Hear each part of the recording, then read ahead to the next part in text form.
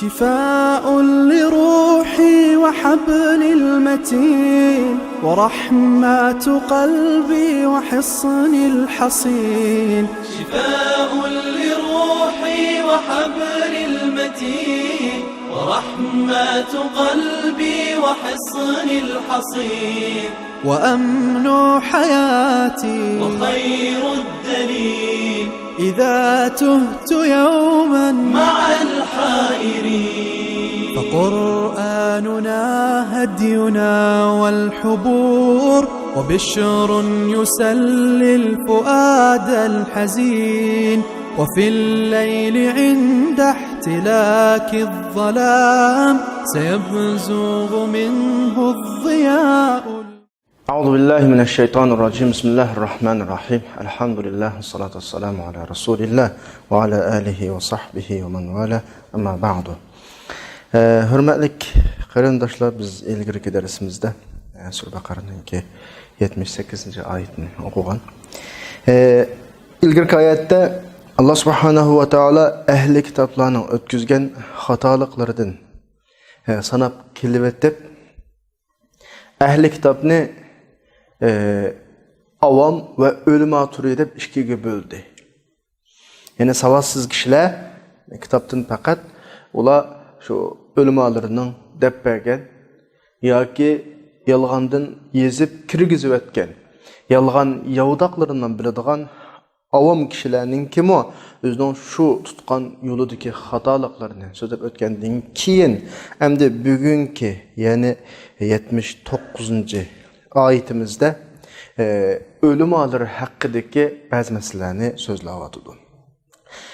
Her derste imkaniyetinin bariçe tekrarlap ütüvatımız Allah subhanahu wa ta'ala Kur'an-ı Kerim'de bu kadar ehli kitabdaki ayıp noksalarını, ötküzgen hatalıklarını, düşüp bergen masiyetlerini bizge alahide bayan kılışı, hatta Sura Baqaraning ta Mushiyaga kelganga qadar ahli kitob masalasi boshlanib 80 oyatlarga kelayotimiz, 79-80 oyatlarga Mushiyaga kelgan qadar uzildirmay shularning masalasi tilga elinishida bizni yuqori darajada, yuksak darajada askartish maqsad. Ahli kitob, bo'libmi ahli kitobning ichidagi Yahudiylar, Bani Isroil ig'ir darajada xatolashgan.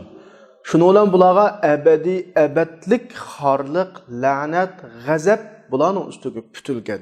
Hem de okşaş.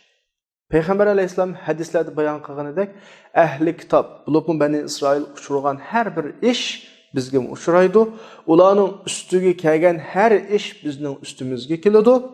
Biz eğer ula düşken hatalıkla düşsek aynı neticeye biz erişimiz. Yani ula erişken lanetke, ula erişken gazapke, ula erişken harlıkka biz mi duçar olumuz? O okşaş netice. Bu yüzden Allah subhanahu wa ta'ala bizge her ayetlerimizde tekrar şulanın meselesini oturuğa çıkıp sözlavatıdı. Bugünkü ayet, ilgirki ayette avamlığa nispeten bir agahlandırış oturuğa koyulgan bolsa, bugünkü ayette dindeki ölümalarga, alimde qarvatqanlarga, din da'vatchilarga qaratilgan bir agahlandirish. Bularda yüz berish ehtimoli ko'p bo'lgan masalalar. Allah subhanahu wa ta'ala davatudu fawailul lillazina yaktubuna alkitaba biaydihim thumma yaquluna hadha min indillahi liyashtaru bihi thamanan qalila fawailul lahum mimma katabat aydihim وَوَيْلٌ لَهُمْ مِمَّا يَكْسِبُونَ. Ayet korkunçluk bir ibaretle başlandı. فَوَيْلٌ لِلَّذ۪ينَ Devzahkı mahkum olsun. Cehennemge mahkum olsun. Vay azap, vay bulanın halığa degendek bir xil içinişlik ibare bu. Kimler bular dese kitabını öz kolları bilen yezip, biyadaki öz kolları bilen yezipnin dairesi intayın kengre. Yani öz kulu bilen degen ifade kastenlikni ifadeleşi mümkün. Yani kasten bilip durup dindin emes neslerini peyda kılıp. Andaki şu ne? Dinin özüge nispet bergen kişiler. Yani ثُمَّ يَقُولُونَ هَذَا مِنَ عِنْدِ اللّٰهِ Bu Allah'tın dep başkalarının oldu da özünün hahişlerini özünün həvəslərini, özünün deməkçi bolğan muddaalarini din namıda başqalarga anlatqıçılarga vay halakat bularning işi. Bularning işi çataq, bularning aqibati dozaq degandek ifoda deb bo'lib, liyashtaru bihi samanan qalila. Bular bunun bedeliga azg'ina dunyo mol-mulki, dunyoning pulliga erishish uchun shunday qilib atadi bular. Bularning maqsadi bu. Ya'ni qandaqdir bir nupuz, qandaqdir bir boyning ko'nglini elish, qandaqdir bir hukumatning ko'nglini elish, atrofimizdagi nupuz sohiblari, iqtisod sohiblari shularning ko'nglini uchish orqali az to'la bir narsaga erishish. Garchi bularning erishgani har qancha bo'lib ketsin, millionlarcha bo'lib ketsin, qiyomat tatilg'iga nisbatan yo'q gapki u. Bir baylarga yoki bir haram ishlar bilan shug'ullanayotganlarga shu haram ishlarining yo'llarini etib berish orqali azdir ko'pdir manfaatga erishish. Yoki o'zi yashayotgan rayondagi huquqdorlar, amaldorlarga ularning ba'zi zulm, gunohlarga yo'l ochib berish, ularning gunoh, ma'siyatlarini xalqning oldida oqlab, ularni haraj uchib qilishdan qutuldirish orqali ularga bir yo'llarni, bir eshiklarni ochib berish orqali bir manfaatlarga erishish uchun tirishadiganlar. Buluda har zamonda din nomidan bularning holiga voy.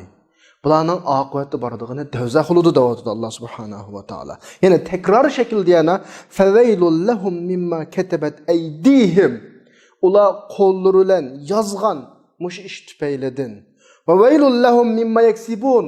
Ular şu erişken şu menfaatleri tüpelin ularning haliga voy deydi. Ba'diki Allah kullangan ibarette qo'llari bilan yozdi degan bir iborat va ondan keyin ozg'ina pulning bedeliga buni sotdi degan bir iborat va ondan keyin yaksibun bular erish degan. Asosan bu masala manfaat qarshiligi bo'ladi. Bir manfaat, mayli o manfaat, ma'naviy manfaat olsun, nupuz olsun. Yoki boshqalarning buni qo'llashi olsun, yoki moddiy manfaat, ya'ni iqtisodiy jihatda yoki ma'lum huquqqa erishadigan mushu nuqtalarda olsun, qaysi jihatda olsun, ma'lum manfaat badaliga dindan emas narsalarni din nomida ko'rsatib, dinni suiiste'mol qilgan kishilarning holiga voy. Banu Isroilda bu ahvol yuz bergan. Bizning ummati Muhammadiyadan bu ahvol yuz bergan tarixda va ham yuz beryotidi. Ama haqiqatchi ulamolar,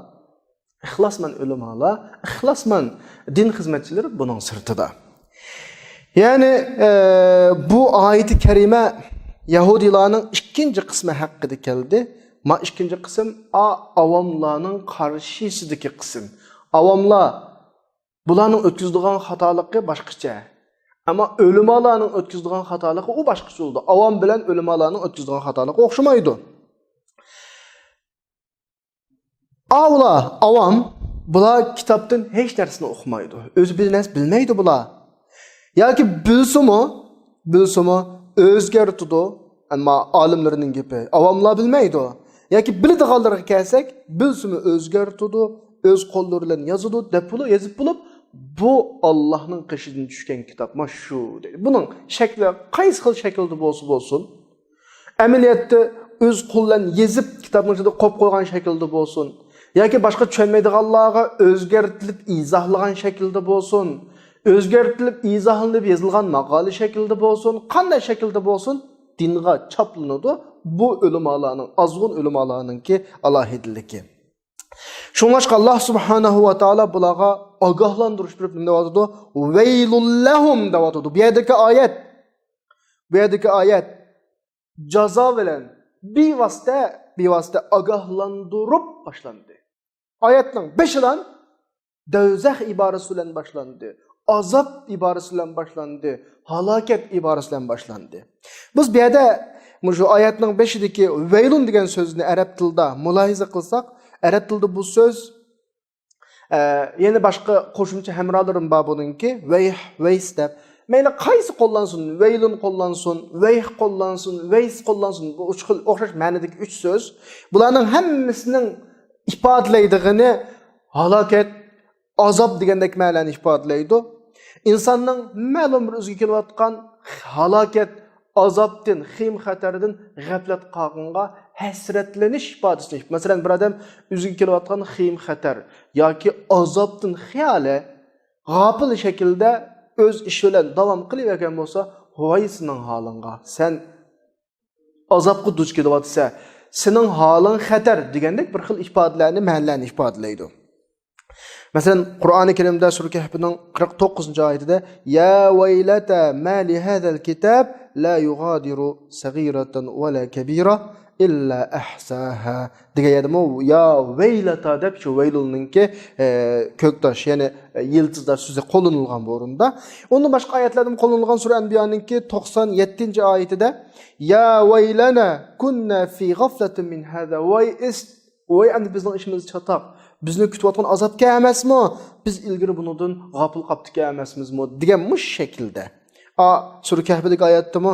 Yo'q, ma kitob cho'ni kichigini qoldirmay hammani yozib emasmi? Bu nimaga bu dunyoda yushurun qilgan, hech kimga uqtamay qolgan ishimizning hammasi baqa emasmi bu noma'mal daftarimizda degan bo'lsa, ma oyatda biz g'afil. Demak, vaylun degan so'zning asli qo'llanishi inson o'ziga kelayotgan azob, xim, xatardan g'afil holatda öz yo'lida davom qilavergan bo'lsa, buni ogohlantirish. Bununla aşı kelayotgan xim xatardan xabar qilish, askartish uchun qo'llanilgan so'z. Endi mushu vaylatla, mayli oyatdagi ma biz bugungi oyatdagi favaylul lillazindagi vaylul, ya vaylatadagi vayl, ya vaylanadagi vayl olsun, hammasining ma'nosi azab yaqin kelib, buning azobga kirishi aniqlanib bo'lgan vaqtda, jazm holatga o'tgan vaqtda ifodalanadigan hasratni ko'rsatdi. Voy, ya'ni bu azobga tushadiganligi aniqib bo'lgan vaqtdagi ahvol bu. Vaylun degan so'zning qo'llanishi azob ko'z oldiga kelib, shuningga tushadiganligi jazm bo'lib bo'lgan vaqtida hasratlanish ifodasini ifodalaydi bu. Endi ba'zi mufassirlar boshqacha tafsir qilganlarmi bor? Har holda anglab o'tib ketish kerak. Vaylun degan jahannamdagi bir jilg'a bo'lib, inson buningga 40 yil tushidi deydi. Vel-iyazu billah, Allah bundan saqlasın. Her halde bu bir tefsir ama asas tushunchimiz biz yuqori tushundirgandek vaylul degani dozaq, azob, halokatlik iborasini, ma'nosini ifodalaydigan ibora. Endi Allah subhanahu va taolo bu oyatda kitobni o'z qo'llari bilan yozadigan kishilarga ularning qiyomat kunidagi azobining noyda hassi bo'ladiganligini eskartyapti. Bularning masalasi intayin og'ir. Chunki mushularning kitobni qanaq qilish, o'zgartish, ko'zbo'yamchilik qilish natijasida gunoh qilib solgan har bir odamning gunohiga bular shirik bo'ladi. Bular dinni o'zgartdi, dinni suiiste'mol qildi, dinning hukmlarini bular aralashtiryapti. Mushularning qilgan mushu jinoyati bir kishilik bo'lmaydi. Belki mushu xatoliqiga ergishib, mushularning mush tushunchasiga ergishib, mushularning o'zgartgan dinning ba'zi mafhumotlariga ergishib qolgan, o'tkazilgan har bir jinoyatning gunohi bularga ham shirik bo'ladi. Bular qiyomat kunisi avlarning azobini va o'zining azobini teng ko'taradi. Tabiiyki avlarning o'zining azobini tortadi, lekin azob parchalanmaydi bu yerda. Yani o cinayet qilganlikning azobini tortsa, bu o'zgartgani ashuningga sabab bo'lganlikning azobini tortadi. Undan keyin bularning azobi hassilab intayin ko'p bo'lib ketadi. Chunki o'zining jinoyati bir jinoyat, o'ziga ergishib jinoyat o'tkazgan har bir odamning jinoyatining o'xshi, ya'ni buning ustiga yuklanib mengayveradigan gap. Bu nuqtadan bularning azobi hassalanadi. Allah subhanahu wa taala bu oyatda favaylul lillazina yaktubuna al-kitaba bi aydihim deb bu xil shaklda ifodaladi. Ya'ni kitobni o'z qo'llari bilan yezib degan bir iboratga biz diqqat qilsak, qo'llari degan bir gapni qo'shadi. Aslida favaylul lillazina yaktubuna al-kitab Allah tushirgan kitobni yozgan odamlarga voy vaylul degan dozaq bo'lsin bularga desam, ma'no tushuniladi. Bu yetmamdi. Nimishqa qo'llari bilan deydi bu yerda. Qo'llari bilan desa, chunki ba'zi ish harakatlar bor. Buyruqlar bilan tamomlanadi. Ba'zi ish harakatlar bor, o'zi qilish orqali tamomlanadi. Masalan, bir davlatning raisi o'ziningki ministr vazirlaridan biriga telefon qilib men sana bir kitap yazgandim, xat yazgandim, nima ijro qilmading desa, Tabii ki devletning raisi bu xatni o'z qo'lidan yozmagan bo'ladi. Lekin buyruq bilan yozgan bo'ladi. Ya'ni bu podshohning buyruqlari boshqa yozgan bo'ladi. Ko'pincha davlatning raislari bilimiz yozdigan xatlarini o'z qo'llari bilan qana qilmaydi, yozmaydi. Lekin misha kelgan vaqtida bular kitobni o'z qo'llari bilan yozdi deb biaydihim degan iboratni alohida tilga elishi Allah subhanahu va taoloninki. Allah bu yerda shuni iroda qilmoqchiki, bizga Mavlaning gunohi qanchalik darajada zo'muzo kirganligini bayon qilmoqchi. Ya'ni bular nachar insonlar bular, o'limalarning ichidan chiqqan Bani Isroildagi. Ana unda qilinglar, mana bunda qilinglar deb qo'yiblan bo'lgan hodisa emas. Zodi o'zi zo'lab, zodi mushni qilish kerak deb bilib turib, unda qanday turib g'aflatdan bo'lgan ish emas. Biroq xatolik yuz berib bo'lgan ish emas. Yoki o'zining atrofidagi shogirdlari yoki yordamchilarini ma'ni qil deb qo'yib beparvolikdan bo'lgan ish emas. Balki qasddan o'zi bevosita yetakchilik qilib, zodi mushni qilish kerak deb turib, qo'l silib turib qilgan ish. Odatda biz Uyg'ur tilida bir narsani o'zimizning ko'ngil bilganligini ifodalamoqchi bo'lsak deymiz ya, buni o'z qo'lim bilan qildim deb qo'yamiz odatda biz Uyg'ur tilida. Men bir oshpaz bo'lib qolsam, mehmonning oldiga chiqib, qaraslar o'zlari uchun bu tamoqni o'zim qo'l selib etdim ma tamoqni deydigan shu var. Yoki ba'zi bir hunavan bo'lib qolsak, bizning ko'ngil bo'lganligimizni ifodalash uchun men o'zim qo'l selib bu ishni qildim, o'z qo'lim bilan qildim, o'z qo'lim bilan yozdim deydigan gaplar var. Bu nima desa, shu odamning shu ishqa astoydil muomala qilganligini ifodalaydi. Demakki, bu yerda ahli kitobning ichidagi ulamolar beparvoligidan, atrofidagilarning nadonligidan yoki siddiqlarning suiqasdidan kitobni o'zgartirib solgan ahvol yo'q. Balki o'zi qasddan, ko'ngil bo'lib, shaxsan o'z qo'llan bu ishga kirganligini, bu ishga chetilib qolganligini ifodalamoqchi Alloh subhanahu va taolo. Yana bu demak bular bu Bani Isroildagi bular ana bunda yozib o'tinglar, mana bunda qilib o'tinglar deyish bilan ko'paylanmaklik. Bular Allohning kalomini o'zgartirib saxtlik qilishga ko'ngil bo'lganlik darajadan, shunchalik darajada bu ashta qilmoqchidiki bular o'z qo'llari bilan qildi buni bular. Nimishqa?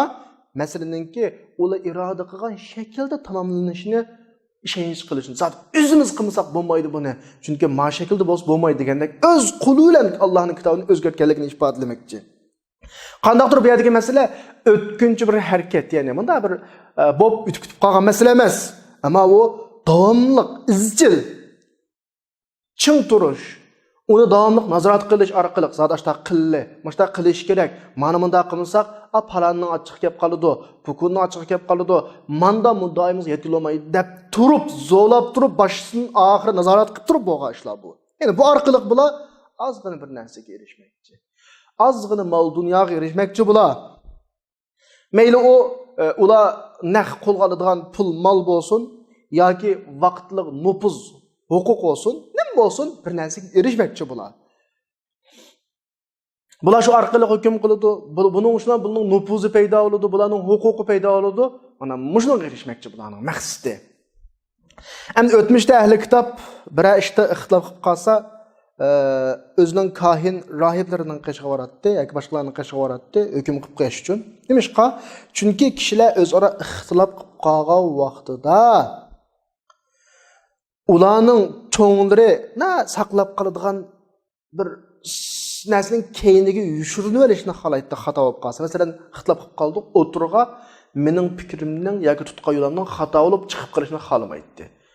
Şu çoğunları şu damollamları, ahli kitobning ulamoları, ularni yo'gaydigan bir yerlari bormi? Ularning ahvolini yo'gab qoladigan bir ahvollari bor. Ya'ni demakchiki bu men uning oldida mag'lub bo'lmayman, u mening oldimda mag'lub bo'lmaydi demakchi.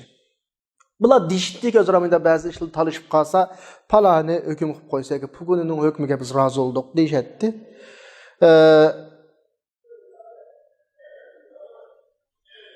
Ameliyatda yani aşta diş arqılıq özü xalığan adamның qeşiq verib, onu ma'lum şekilde menfaatlendirib, şu arqılıq üzünü saqlab qalmaqçı.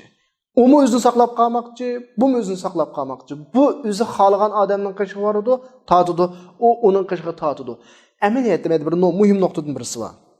Əgər biz osmonning shariatiga iltijo qilsak, Masalan, bugungi zamonimizda Qur'onga iltijo qilsak yoki Musa alayhissalomning davrida ahli kitob Tavratga iltijo qilsa, aramizda hukm qilish uchun bu yerda g'alaba qilg'uchi g'alaba qilinguchi olmaydi. Mag'lub bo'lg'uchi utag'u. Chunki Qur'on osmondan tushgan har qanday Allohning shariati hukm qilgan vaqtida to'g'risi o'tirg'i chiqadi.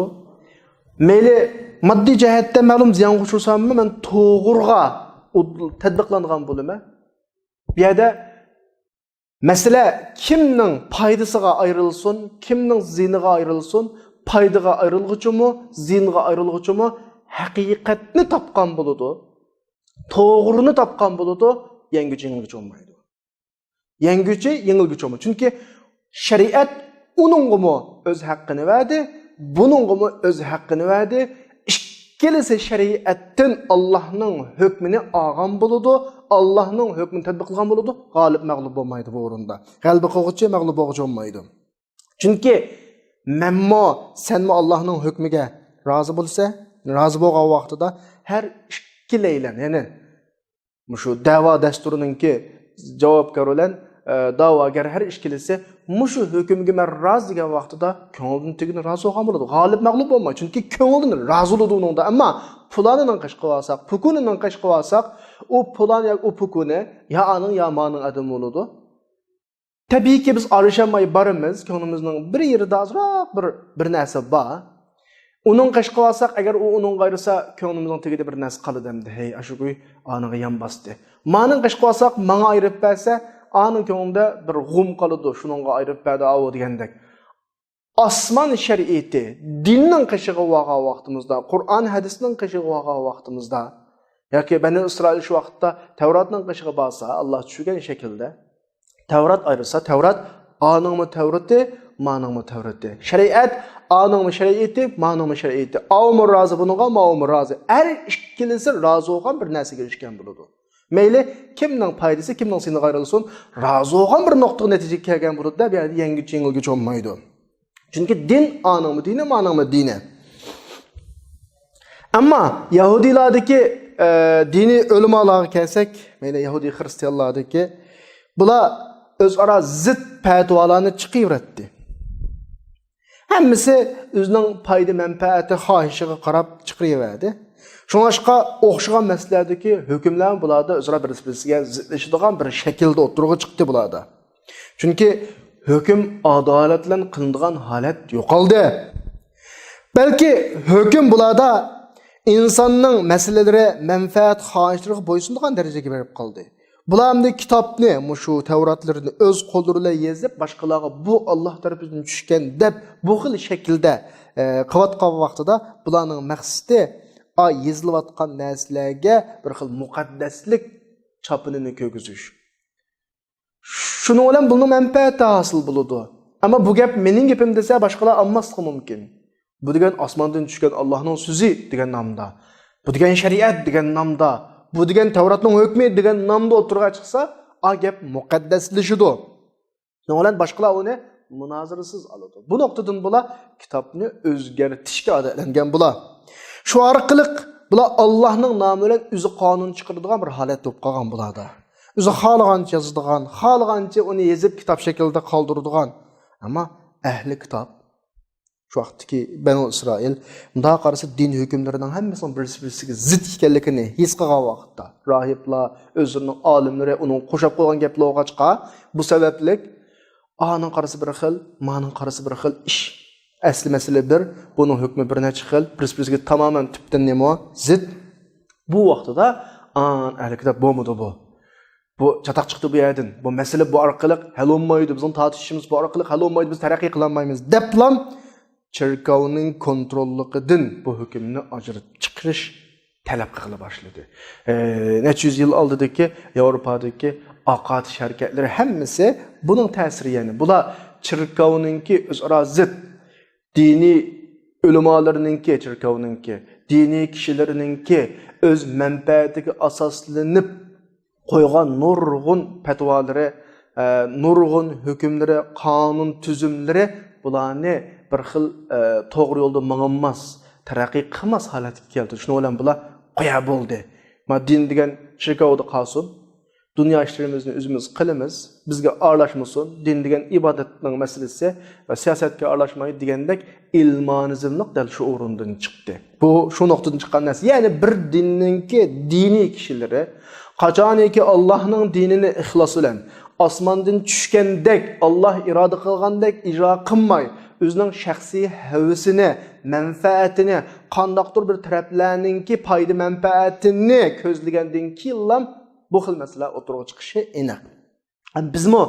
Biz Uyg'urchilikda masalan bu masalalarga mayli cho'ng kichik shaklda tushib ketmadik degan olmaydi. Alloh saqlasin, umumyuzlik tushib ketgan vaqtimizda bizning masalamiz tugaydi. Cho'ng kichik shaklda tushib ketdik. Ancha-muncha har taraflarda andaq yoki mundaq shunga o'xshagan masalalar o'tirg'a har xil shaklda, tam bu xil shaklda chiqmasa, har xil shaklda o'tirg'a chiqdi. Bu nuqtadan Alloh bizni jazoladi. Agar yana diqqat qilmasak, bundan keyin ham jazolanamiz aniqlar. Ammo nemishqi ma kishilar shu kitobda Qur'oni Karimda tilg'anilgan ma odamlar kitobni o'z qo'llari bilan yezib, bu Allohning qishdan tushgan bu deydi bular. Desa Alloh subhanahu va taolo buning sababini ma'lum qilib, liyashtaru bihi samanan qalila. Buni ozgina manfaatga mushni sassun. Ya'ni buning badaliga mushning irsin uchun mustaqillik bo'ladi. Biz dedikki, inson oyatning o'ziga qarasak, ozgina uning badaliga ozgina pulni setvasun davotida pul. Amaliyotda pulni setolmaydi hech kim. Ammo pulni birdi normal savdoda pulni birib malni oladi, malni setib oladi. Lekin mayada pulni oladi, o'zi o'zgartgan, o'zi oyat yoki Allohning so'zi deb kitobga o'z qo'lida yozib qo'ygan narsalarni birdi davotida. Demak, mayada oyatlarni birdi pulni elish uchun. Allah'ның manhajini, Allah'ның hükmini birib buni o'zgartib almashtirdi. Buning badaliga vaqtliq ancha ko'pdir mal-mulkni qana qilish uchun erishish uchun. Alloh subhanahu va taolo amaliyotda oxiratda nurg'un narsalarni beradi. Bizning qilayotganimiz, biz tutib mangayotgan bu yo'l, biz ketayotgan bu yo'l oxiratdagi nurg'un narsalarni bizga berishning yo'li. Ammo biz buni ozgina naq mol-mulk dunyolarga setib buni beryapmiz. Oxiratimizni berib, dunyodagi ozgina narsalarni evatimiz. Bu xil ifodani oyatdagi. Bizning erishadigan bu yerdagi mol-mulk dunyo, shu biz dinni sotgan, dinning ruhini o'zgartgan, dinni Alloh qanaqdir kishilarning manfaatiga bo'ysunib badaliga erishgan mol dunyolarimiz.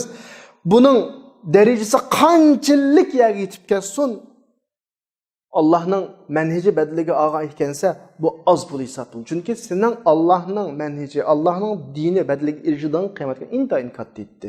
Sening bu dunyoda erishadigan har qancha isil dağçılarda o'ltirib ket, masalan, shuning badaliga. Isil mashinalarni minib ket, masalan, yoki isil ishlarni qilib ket, nurg'un pullar olib ketsin, nurg'un nupuzli olib ket, huquqli olib ket.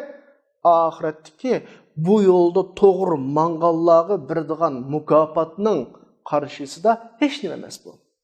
Chunki yashadik dunyoda, yashayotimiz, hayotning intayin qisqa ekanligini bilyapmiz. Necha 20-30 yil hayotimiz ko'zni yumib ochqicha o'tdi, ya'ni o'tdi, ammo bizni mangulik saqlab turgan bir hayot bor. O hayotga erishadigan narsaningki nim bo'lishi bizning baxt saodatimizni belgilaydi. Biz qisqagina bir hayotdagi ozgina manfaatni deb oxiratdagi mangulik bo'lgan, chekinmagan katta ne'matlarni, katta manfaatlarni qo'ldan beryapmiz. Oyatda bu asos sabab qilib ko'rsatilyapti. Ya'ni buni biz yerlik tilda tushundirsak, nafsini deb, to'ymas nafsini deb ochko'zlik tufaylidan dinni o'zgartib sotadi. Bu din ahlining ichidagi olim o'limalar kirildigan krizis. Bununla her zaman dikkat qilish kerak. Allah subhanahu va taolo deydi: "Fawailul lahum mimma katabat aydihim." Mushayatda fawailul degan iborat bilan boshlandi. Uning keynidan yana oyatning davomida fawailul lahum mimma katabat aydihim. Oyatning 5-mi fawailul lillazina yaktubunal kitab deb boshlandi. 5i vaylul bilan boshlandi. Oyatning o'tirisida fawailul lahum mimma katabat aydihim deb vaylul degan iborat yeni bir qitim tilg'ilindi. Ya'ni shu oyatning eng oxirisida va vaylul lahum mimma yaksibun deb vaylul 3 qitim tilg'ilindi. Bu alohida bir eskartish bu yana. Ya'ni yozgan vaqtning o'zidimi vayl azabba. Ashuni satqan vaqtida dinni dunyodagi ozgina manfaat badaliga satqan vaqtning o'zidimi vaylul va azabba. Şunun bedeliga bir narsalarga erishib, boshqalardan huquq, manfaat, mol dunyoni elayotgan vaqtning o'zidimi vaylul va azob bor. Demak, bu xildagi kishilarningki hayoti vaylul va azobga to'lgan bo'ldi. Buning hamma vaqtlari do'zaxga mahkum yana bularningki. Endi bunda masala mushu chirkovlarda kim jiq ba'sa shuning setiladigan bir kechirim cheki yezish ahvolida ko'p taqalgan. Hammalar ancha-muncha ko'ryapmiz ba'zi videolarda. Xristianlarda bir odam bir jinoyat o'tkazib qolsa, o'zining o'tkazgan jinoyatni chirkovga borib, popga anglatib, pop buningga bir narsa yezib birdamdi. Ashu mag'firat yezib birdamdi, xuddi sizning gunohing unda mag'firat bo'ldi debchi. Bu xil ahvol tabiiyki uning poplig'i birdigan ma'lum manfaatiga bog'langan. Jiqroq bo'lsa bo'ldi, uning 100% gunohi mag'firat bo'ldi. Azoq bo'lsa 80% gunohi mag'firat bo'ldi degandek bir narsa, ko'p taqilgan narsa. Chunki Alloh subhanahu va taolo bu yerda aytadi: "Va vaylul lahum mimma yaksibun." Shirkovlardagi shu poplarningki erishgan narsasi ularga nisbatan bir azob bu. Ularga nisbatan vayronchilik bu, ularga nisbatan do'zax bu. An bu yerdagi mimma yaksibundagi kasaba yaksibu degan kasaba degan bir so'zni qo'llandi Alloh oyatda. Kasaba degan so'z odam o'zining put-qo'llarini ishlatib shu orqali ma'lum bir yaxshilikka erishadigan ishni ko'rsatdi. Masalan, men bir hunar qildim, bir kasb qildim. Shu kasb hunar badaliga men bir mol dunyo topdim. Masalan, men bir do'kon ochdim, pul qozondim. Birovlarning bir narsani yasab berdim, ular menga uning badaliga ish haqimni berdi. Buni biz odatda normalda arab tilida kasaba deymiz. Yana bir iborat va so'z va iktasaba deb. Kasaba men bayat hozir tushundirgandek bo'lsa, endi iktasaba degan nima desa, bir narsani loyiqsiz, haqsiz shaklda bir narsalarga erishish, ya'ni ziyonliq narsalarga erishish. Kasaba haqliq shaklda foydali narsalarga erishish bo'lsa, iktasaba ziyonliq narsalarga akilish bo'ladi. Endi ma'ayat Alloh subhanahu va taolo va vaylul lahum mimma yaksibun deglik. Ma'ning keyindagi oyatda bala man kasaba sayyi'atan deglikana. Nimishqim yerda kasaba degan iboratni ishlatadi. Asli kasaba bir odam halol emgak qilib, halol ishlab, shuning badaliga halol pul tepishni kasaba deyiladi asli. Nima uchun ma'runda Mavloning topgan harom mol dunyosiga qilayotgan noto'g'ri ishlarga kasaba ishlatadi desa, deymizki, bu tabiiy kasb emas Mavloning qilayotgani. Bu degan kasb qilishdagi sun'iylik. Ya'ni buni asli iqtisod deb ishlatish kerak. Shu yerda mana bir nuqtani tushunishimiz kerak. Ya'ni insonning badaniga nisbatan bo'ladi bu.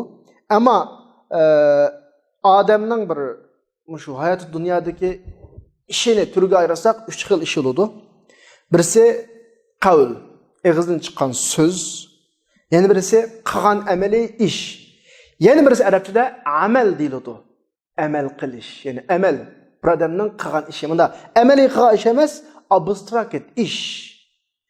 Arab tilida 3 bu. Qavl, og'izdan chiqqani, fi'l, amaliy qo'lni, putni ish qilib turib qilgan ish, amal, abstrakt. Mesela ben bir hunar qilayotgan, o nima ish qilyapti desa, hozir o ishlayapti desa, ishlayapti deganni amal deydi. Amaliy qo'l selib ishlayotgan ishining ham o'zini faala iboratla ishlaymiz. Arab tilida 3 ga ayiradi. Buning ba'zi o'ylaydi hamda yo'q, qavl va amallar ikki ish bor, fe'llar ish yo'q deydi, biz yo'q deymiz. Qavl degan tilning ishi. Gap so'z degan tilning ishi. Fi'l degan tildan boshqa put-qo'l a'zolarning ishi. Endi amal degan nima desa, ya'ni bir odamning ishi degan nima desa, tildan chiqqan so'zga badani o'zining a'zolarida qilayotgan ishi udul kelsa, bu arabchadagi amala bo'ladi. Amala bo'ladi. Shuningcha Qur'oni Karimda Alloh subhanahu va taolo ya ayyuhallazina amanu lima taquluna ma la taf'alun. Nimishqa qilmaydigan ishni deysizlar. Bu yerda nima ishlatganlik amala ishlatmadi. Taf'alun, ya'ni sizning ig'izingizdan chiqayotgani amaliy harakatingizda ko'rinayotgan nimishqa o'tlamas deb mana shaklda tilga olgan Alloh. Demak, bu yerda qavl, ig'izdan chiqqan bir gap bor. Bir odamning bir da'vosi. Amaliy qilayotgan bir ish va fi'l deymiz buni. Mush ikkisini yig'inchoqlagan vaqtida bu bir ish hisoblanadi. Bu ma'lum ish qilayotgan bo'ladi, diginni qilayotgan bo'ladi hamda bu. Ya'ni inson o'zining a'zolarini sağlam şekilde qo'llansa, bu foydali narsani qilayotgan bo'ladi. Endi sağlam bo'lmagan, o'ziga ziyonliq, to'g'ri bo'lmagan ishlarga yo'tkalsa uning ishlari, Allohning g'azab qildigan ishlarga yo'tkalgan bo'lsa, buning a'zolari ish qilayotgan bo'lmaydi, bir ishlarni qilayotgan shaklga kirgan bo'ladi. Ish qilayotgan emas, qilayotgan ishlar shu shaklga kirib olgan bo'ladi. Ya'ni uningki ishki tuyg'ulari o'zaro bir-biri bilan to'qnashadi. Chunki uning kallasida o'shni qilish xato. Lekin amaliyotda qilyotdi. Tamaki chekmayman deydi, chekyotdi. İçmeymen davatıdı, egizda yoki kallasida ichish xato davatıdı, içiyotudu masalan. İnsan o'zining ambirini mal-mulkni elish uchun assa, masalan, uyda pul saqlaydigan kichik sanduqlar bor. Masalan, bexatarlik ishkab deylik bugungi zamonda. O'zining uyidagi bexatarlik ishkabni ochib pul olaman deb shunda ochib ochqusini, uning qo'lini selib pul olgan vaqtida mayt xotirjam, hech nimadan qo'rqmaydi. Nima ish qiladi? Çünkü üzüninkini qıvatıdı. Çünkü içki tuyg'ularimi onunla qarıştırmaydı. Kallasdimi bu sanduq üzünün, pul üzünün sanduqını açtı, üzünün pulunu qana qildi, aldı. Hech qanday xatolik yo'q bu yerda. İçki tuyg'usida xatolik yo'q, amaliyotda xatolik yo'q. Buningda ruhiy jihatda to'qinish yuz bermaydi. Bu bir. Ammo xalqning sanduqini açsa, xalqning uyisiga kirib sanduqni ochgan vaqtida içki tuyg'usida sining emas. Xalqning o'g'irlik qilsa, quli o'g'irlik qiladi. Kallisi o'g'irlik qilyapsa, ma'pulsining emas, to'qinish yuz burdi bu yerda. Ya'ni buning qilayotgan ishlari bir xil nojuzi ruhiy jihatda siqiladi bu. Qilayotgan ishlari bir sun'iylashadi. Ya'ni qilaman degan shaklda emas, bu menga to'g'ri emas degan shaklda. Bir yerda xalqnigini elyapman degan shaklda bir xil sun'iylashadi. Ya'ni boshqa bir holat kiradi. Masalan, bir odam o'zining ayoli bilan normal holat turadi, normal holatda yana. Ayol bilan yolg'iz ma'nsun, yolg'iz uyda qolsin, buningda ruhiy jihatda, kayfiyat jihatda hech qanday bir g'alatilik bo'lmaydi, siqilish bo'lmaydi buningda. Ammo qarshi ahvolda bo'lsa, ya'ni o'zining ayoli emas, ya xalqning ayoli yoki o'zining ayoli emas bo'lgan bir ayol bilan yolg'iz bir yerda qolsa, yolg'iz bir uyda qolib qolsa yoki yolg'iz bir yerda mangab qolgan bo'lsa, buningda bir xil g'ayri holat paydo bo'ladi. Ya'ni men garchi o'zi havasining kayniga kirib ma'lum gaplarni yoki ma'lum ishlarni qilsimi, lekin ichki tuyg'usida mening ayolim emas degan bir tuyg'u bo'lgan bo'lg'achqa, buningga ichki tuyg'usi qarshi inkas bildirdi buningga. Mana biz nima deymiz desa, buni biz ibtiol, ya'ni bir ishni qilish emas, bir ishni ning ichiga kirib qilish deymiz endi buni. Ya'ni o'zining putquli qilayotgan ishga ichki ruhiy dunyosining qarshi inkas berish deymiz buni. Ya'ni har qanday odam bir ishni to'g'ri shaklda qilib buningdan bir narsa qozonsa, bir natijaga erishsa, mol dunyoga erishsa, bu kasaba bo'ladi. Buni normal bir narsani topgan bo'ladi. Ammo harom bir ishni qilib qilgan bo'lsa, buni shu bir narsa foyda tepish, pul mol tepish emas, pul molni qanaqa bo'lish, undirib olish bo'ladi. Bizning Uyg'ur tilida undirib olish bo'ladi. Bunda da Arapçada iktasaba deymiz. Şu mayda biz nima demakchi desa, bayatning haqqi ikki so'zni tushundirmoqchi. Birisi kasaba, yana birisi iktasaba. Kasaba to'g'ri yo'llar bilan pul topgan, bir narsaga erishgan bo'lsa, iktasaba xato yo'l bilan bir narsaga erishgan, bir narsa undirib olgan bo'ladi. Endi nuqtaliq yerga endi keldik. Kasaba degan so'z to'g'ri yo'llar bilan bir narsani tepishgan. İktasaba degani noto'g'ri yo'llar bilan ichki dunyosi uningga qarshi inkas bildirayotgan shaklda bir narsalarni undirib olishgan. Lekin oyatda Alloh iktasaba degan so'zni ishlatmay, kasaba degan so'zni ishlatdi. Nima uchun? Ahli kitob oyatni setish orqali, dinni setish orqali mol dunyoga erishdi. Buningga iktasaba degan iborat ishlatilishi kerak, lekin kasaba degan iborat ishlatdi.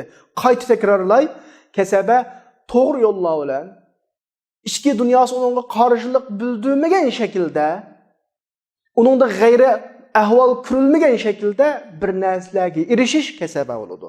Iktasaba qilgan xato yo'llar bilan ichki dunyosi u narsaning xatoligini biladi, ammo sirtda qilyotdi. Yana bir xil to'qinish va ichki dunyosida bu shaklda bir narsani tepish iktasaba bo'ladi. Endi ahli kitob dinni setib bir narsalarga erishib, bir narsalarni undirayotgan vaqtni Alloh kasaba degan so'z bilan ifodaladi. Nima uchun desa, bu yerda shuni ifodalamoqchiki, ahli kitobning olimlari, mollalari, pop rohiblari shunchalik darajaga bordiki, bular bu xildagi mol dunyo tepishga odatlanib ketdi bular.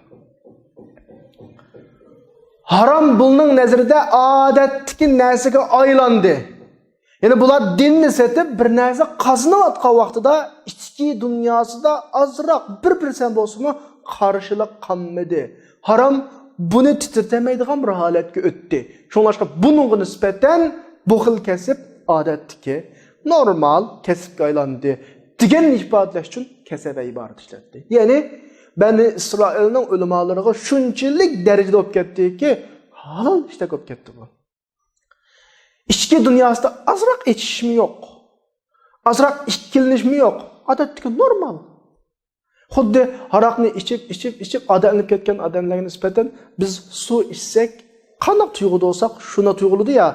Bani İsrail shunchalik tiriklashib ketdi. Odam deganning azroq vijdoni bo'ladi, diniy vijdoni bo'ladi.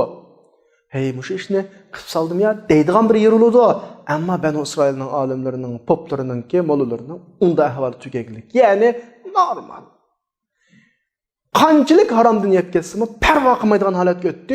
Bularga nisbatan bu kasabaga aylanib ketdi. İktisaba emas. Bayatni tushundik.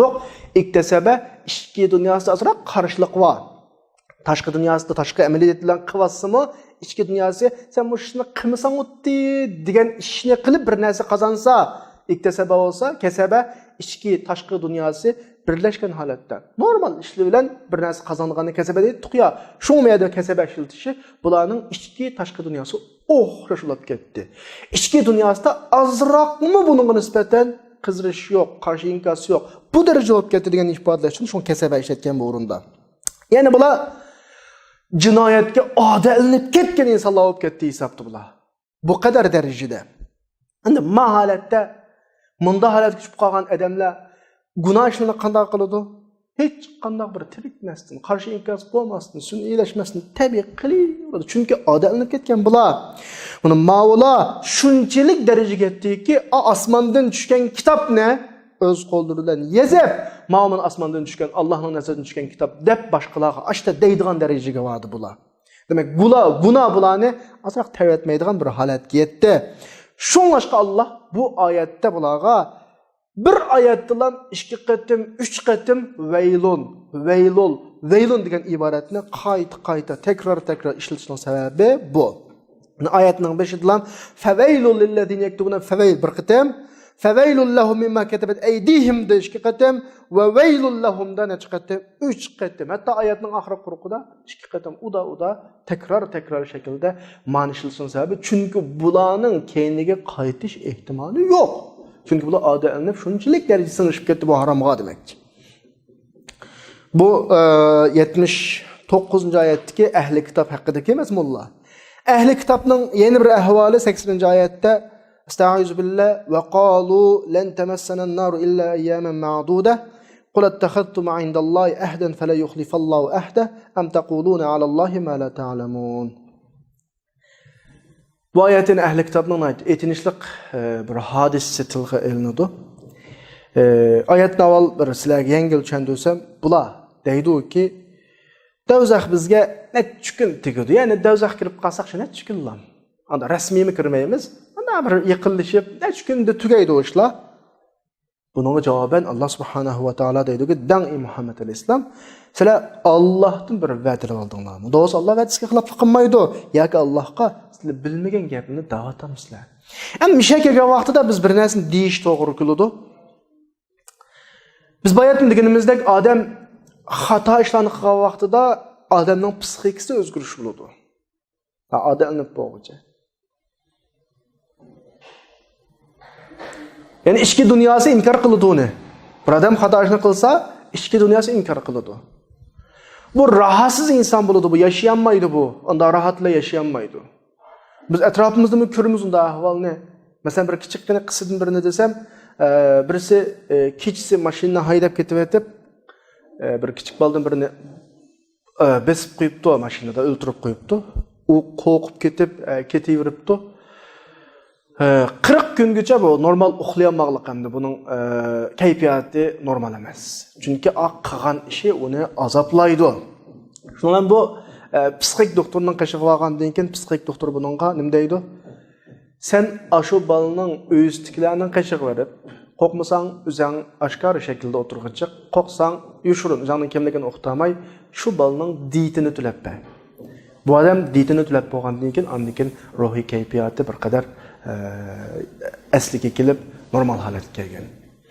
Yani biz bu yerda demakchiki bir odam xatolashgan vaqtida, o'zi qilayotgan ishning xatoligini bilgan vaqtida, tamam uning ruhiy kayfiyati tamamen boshqacha narsaga. Chunki ichki dunyosi tashqi qilayotgan ishlarini rad qiladi uningki, inkor qiladi uningki. Yani bunda inson o'zini rohat etish uchun nima ish qiladi? Ya xatoligini tashlab asliga to'g'risiga yanadi, yoki bo'lmasa ideya, fikr, aqida jihatda qilayotgan to'g'ri ishiga fatvo topadi. Yani o'zgartidi. Xato aqidadan birini qana qiladi, o'tirg'a olib tushdi. Endi Yahudlar, ahli kitob shu vaqtdagi Bani Isroillar o'zining qilayotgan bir muncha xatoliklarini biladi. Qilayotgan ishlarining noto'g'ri ekanligini biladi bular. Bularning dozaqqa zodi kirib qoldiganligini biladi bular. Bu xil ruhiy jihatga siqib, bu ahli kitob bular. Bularga kitob tushgan, bu kitobni biladi bular. Bilmaydi emas, biladi bular. Bu xil ruhiy binormal psixik holatdan qutulish uchun bular o'ziga bir nazariya o'tirib qo'yadi.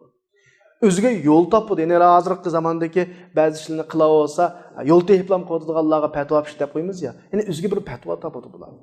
Hozir Alloh subhanahu va taolo Yahudilarningki ayblari qatorida, kamchiliklari tushgan xatoliklar qatorida bizga sanab berayotgan, bugungi hozir o'qimoqchi bo'lgan bu oyatdagi degan gapi bularningki, dal bularning o'zining ichki dunyosidagi ruhiy psixik o'zgarishlardan kelib chiqqan xato aqidaning bir shakli. Bular o'zining qilayotganlariga nisbatan nima deydi? Lan tamassana dozaq kisa kiyamiz, lekin biz degan Allohningki sha'bullohil muxtor biz degan, Allohning tanlangan bandalar biz degan. Allah bizni dunyoda eng aziz qilgan, bizning ichimizda nurg'un payg'ambarlarni avatgan insonlar biz. Biz dozaq kirib qolsak shu, ana rasmiymi kirmaymiz, miyag'icha. Mana alam kiramiz. İşletken ibarasi qarasanglar, lan tamassana nar degani tegish degan gap. Ot bizga shu tegsitiga, 3 kun tiga. Bo'l chiqib ketim dozaq kirmaymiz biz deb o'ziga manda bir aqidani tutib olganda. Bu xil aqida bularning psixik siqilishlarini, psixik ruhiy qalaymoqonchiliklarini yengillatish uchun o'tirib qo'yilgan aqida. Alloh buni tilga olib aytadi. Bular mashta deydi bular.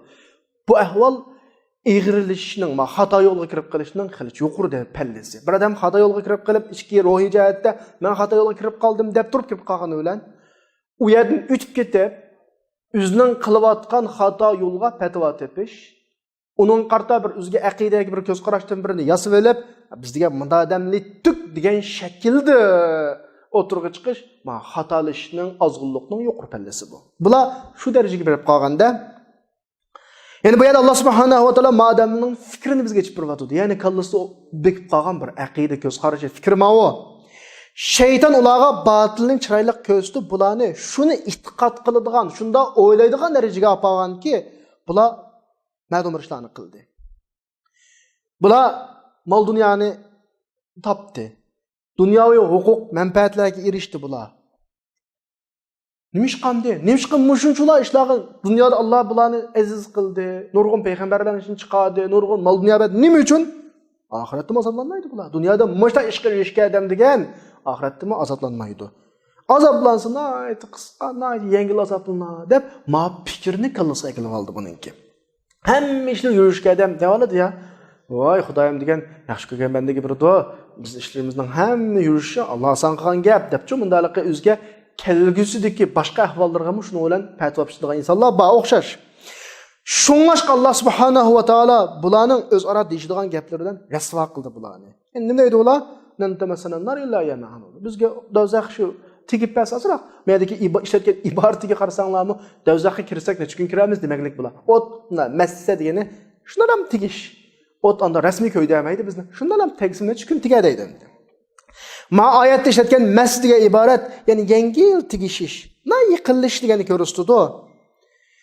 Faqat birisini odatda normalda yengil his qilsa, tilga olmoqdek darajada bo'lib qolsa, ani his qila olay masalan. Bir insonning qashig'iga kelib, barmoqlaringizni qo'lga shunday qo'ysangiz, bunda bo'lsa, buni biz arab tilida massa deb qo'yamiz odatda. Lekin siz bu massa orqali, bunda tegish orqali onun qo'lining haroratini, tirisining yumshoq qattiqligini his qila olmaydi. Bu rasmiy bunda emas. Bunda alam tegish. Biz ko'cha avtobuslarda ketib qolsak, boshqalarning qo'llariga yoki bilaklariga yoki yanimizdagi odamlarga tegishib turamiz. Shunchalik ish hamda bu. Massa degan.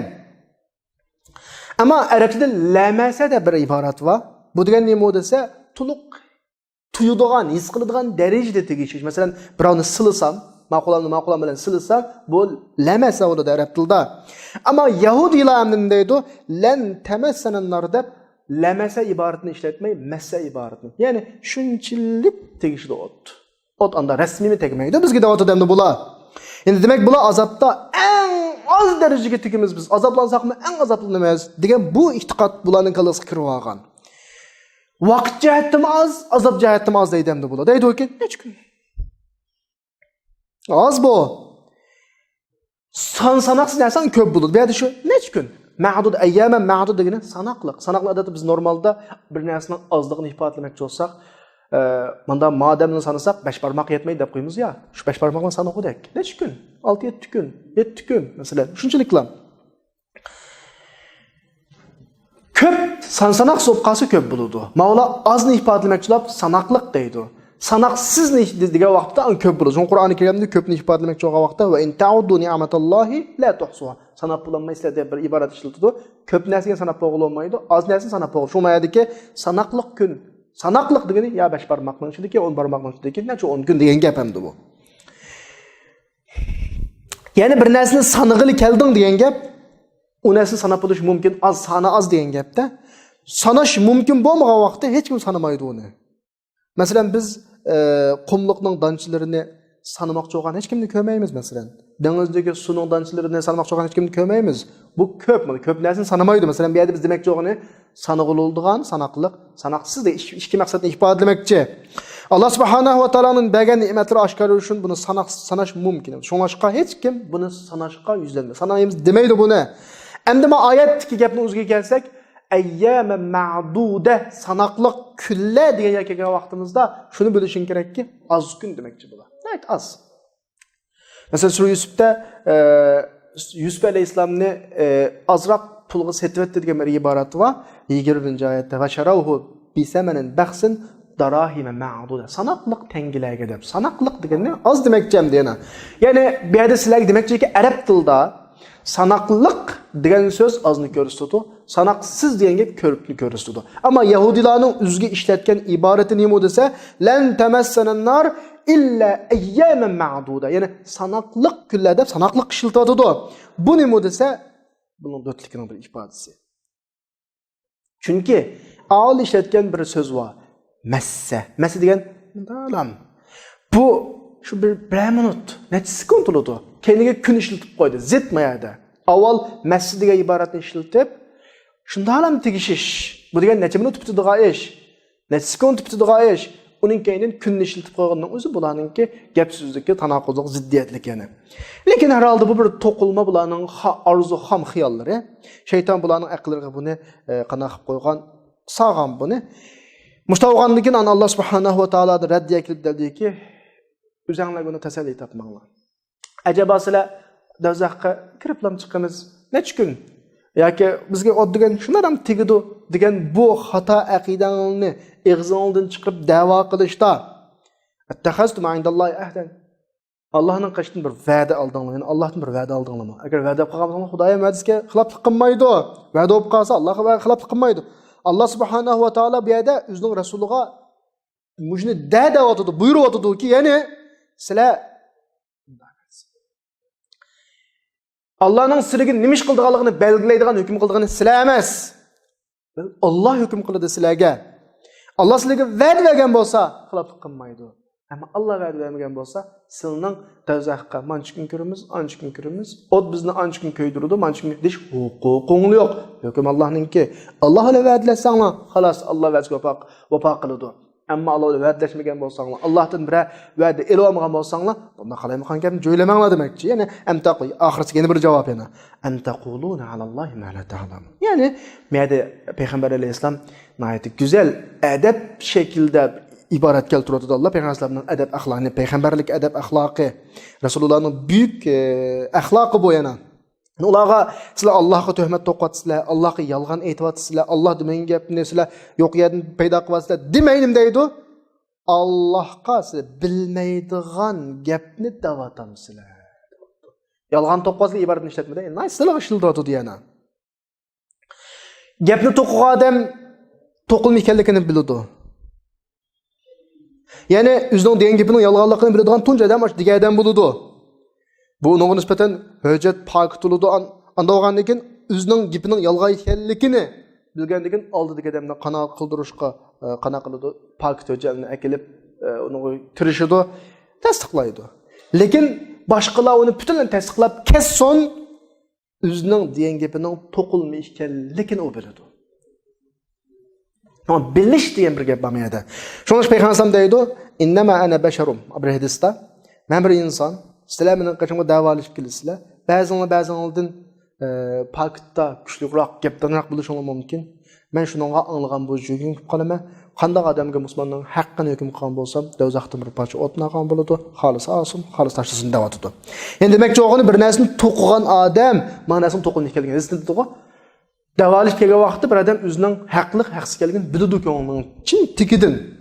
Ma yahudlarmi o'zining lan tamassanan nar illa ayyaman ma'din gapininki to'qilmish ekanligini, yo'q yerni tepib olganligini biladi bular.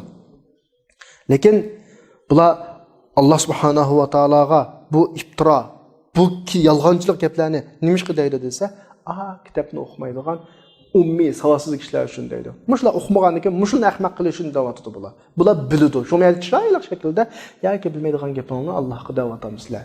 Degap mavlug' bir xil ikki retdi. Bilmaydigan gaplarni bilmagan oyat qilinglar, bilmaydigan gaplarni Allohga da'vatamizlar. Oyatda sizlar yolg'onchi, tuhmatxo'r degan iboratni ishlatmay, biladigan emas hatta, bilmaydigan degani bir xil avlarni utandirish uzdan, xijil qildirishni bu yerda nimda usulü bilib turib bunday gapni deyilsa degandek bir xil ta'tir bularga ta'riz gap tekkizish. Sirli şekilde bularni ishchiga o'tkazish uchun maxil shaklda da'vat etdi bu yerda. Demek biz bugungi 79-oyatda ve 80-oyatda ahli kitobninki rohiblarininki qilgan qilmishlari, xatoliklari sözlep ütüldü ve bularning ruhiy dunyosidagi bir xil iztirobni ko'rib o'tdik. Ruhiy dunyosidagi iztiroblik ib bo'lgan ba'zi to'qilma gaplarni anglab o'tdik. Ya'ni uzluksiz shaklda biz bularning davom qilamiz inshaalloh. Bularning qilgan eskilikleri haqida to'xtatmay davom qilamiz. Ya'ni bu yerda 81-oyatga keldik. İlgirki oyatlarda uzluksiz bularning xatoliklari aytildi ya. Endi bularga hukm qildigan yer keldi.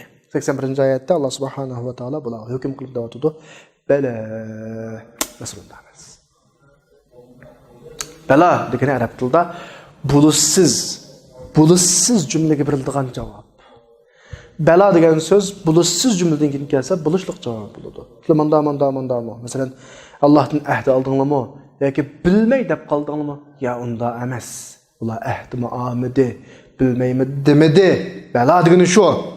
Men kasaba sayyi'atan. Bularning masalasi bunday masala. Bir odam xatolikni qilaversa va ahatat bihi khati'atuhu, xatolikqa bo'ynigacha kirketsa. Mana bizning Uyg'ur tili ifodadagi xatolikni buni qo'rishwas degan gap, xatolikdan chiqolmaydigan holat petib qolsa, mushtalda ahvol. Bundaq odamlar ashabun nar, do'zaxga kiradigan insonlar hum fiha xolidun. Bular do'zaxda mangu qoladi deydi. Ya'ni Alloh subhanahu va taolo bularning yolg'onchiligini bizga izohlab bermoqchi bo'ldi. Qur'on bundoq deb keldiki, bala degani arab tilidagi na'amga o'xshash bir javob beradigan harf, ammo bala bulutsiz jumladagi javob harfi bo'ladi. Ya'ni o'zining ilgirki jumlani inkor qiladi. Ilgirki jumlani ta'tirga o'rib, an javob beradi. Ya'ni bular dediki, lan tamassana an-nar illa ayyaman ma'duda dedi. Bizga necha kun tiga bu do'zax tegsa, necha kun kuyamiz dedi. Resulullah aleyhisselam bulardan so'radi ki Allohdan va'da oldinglarmi yoki bilmaydigan gapingni devatamsizlar Allohning nomidan deb so'radi. Qur'on bunga javob berdi ki bala. Hech qaysunda emas masala. Bular degini mundaq emas. Sen so'rug'uning mundaq emas. Masala unda emas demakchi.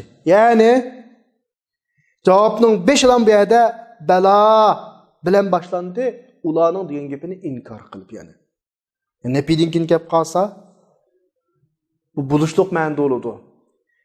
Naam buluşluq jumladan kin kelib, buluşluq javobni ifodalasa, bala buluşsiz jumladan kin kelib, buluşluq javobni ifodalaydi.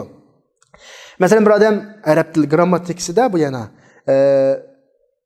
sizga beradigan qashini bir narsa bor desa, ha desa buning ma'nosi to'g'ri. Nima? Sizning mening qashimda bir narsangiz yo'q-ku desa, ha desa, sizning mening qashim bir sizning qashingizda mening bir narsam yo'q degan bo'ladi. Normal ahvolda. Bala desa, yo'q, ba degan bo'ladi. Masalani ta'tiga o'riydi, buni arab tilgan bolalar biladi. Shunlashqa Mavla avval lan tamassana nar illa ayyaman ma'duda dedi. Bizga o't tegisine 3 kun tekadi dedi. Agar mushundan keyin na'am degan bo'lsa, buningki bu to'g'ri bo'ldi, lekin bala degani xato bo'lgan. Unda emas. Deb kelib buni taxmin izohlab deyotdi. Man kasaba sayyi'atan wa ahatat bihi khati'atuhu fa ulaika ashabun nar hum fiha khalidun. Yani ular bizga do'zax tegmaydi dedi. Alloh bunga javoban dediki, sizlarga tegmaydilar emas, menga qolasizlar. Bunda o'tma tegish masalasi emas, menga qolasizlar o'tdi. Bunda ish yo'q. Mahil shaklda inkor qildi ularni. Bular sizlarning mijozinglar bu. Xatolikni qilib xatolikqa petib qolgan odam aşağı deydi o gapni, aşağı gapini to'qib chiqadi. Do'zaxga kirmaysizlar emas, do'zaxda menga qolasizlar sizlar. Do'zax sizlarga o'tmanda tigida emas, menga qolasizlar do'zaxda deb ma'qul shaklda inkor qilgan Alloh subhanahu va taolo. Endi oyatda ifodalangan bir ifoda bor. Ashabun nar dedi. Ko'p uchurtimiz buni ashabul jannat, ashabun nar deb. Ashab degan odatda normalda suhbatdan chiqqan bir so'z.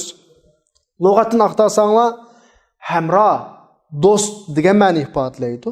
Ya'ni bular do'zaxning hamroyi, do'zaxning do'sti degan gap bir xil do'zaxdagi bular bilan ayrilmaslikni talab qilgan. Ashabunlar degan gap bular ayrilmas ishga turadi.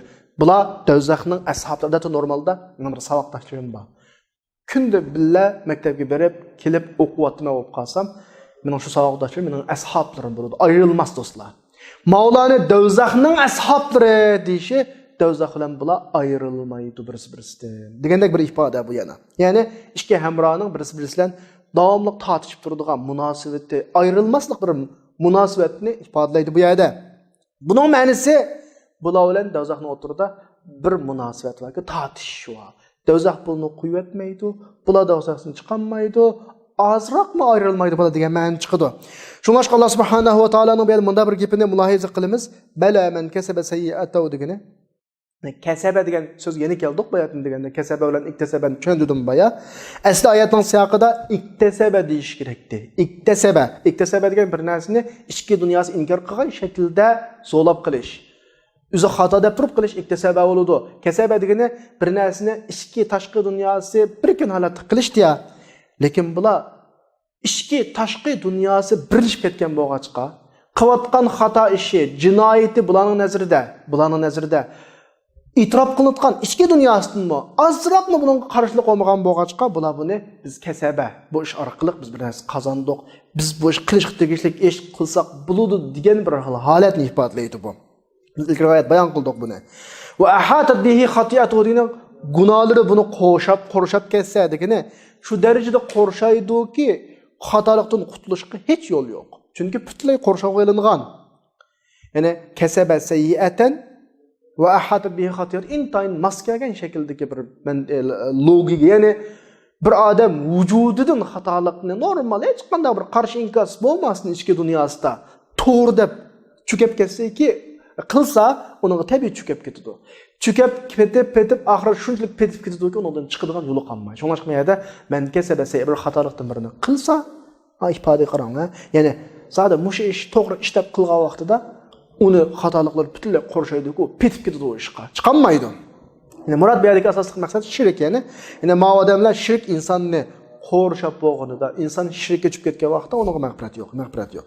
Subhanalloh, Alloh subhanahu va taolo surah Nisoda Alloh shirk keltirishni mag'firat qilmaydi, undan boshqaning hammani xalaqada mag'firat qiladi dedi. Shirkka tushilmaydigan gunohning qatoridan. Shunlashqa madamlar asiylan emas, men tilg'ilinayotgan odamlar, balki bular kafir, mushrik. Dalil un fiha xolidun. Oyatning oxirida bular do'zaxda mangu qoladi dedi.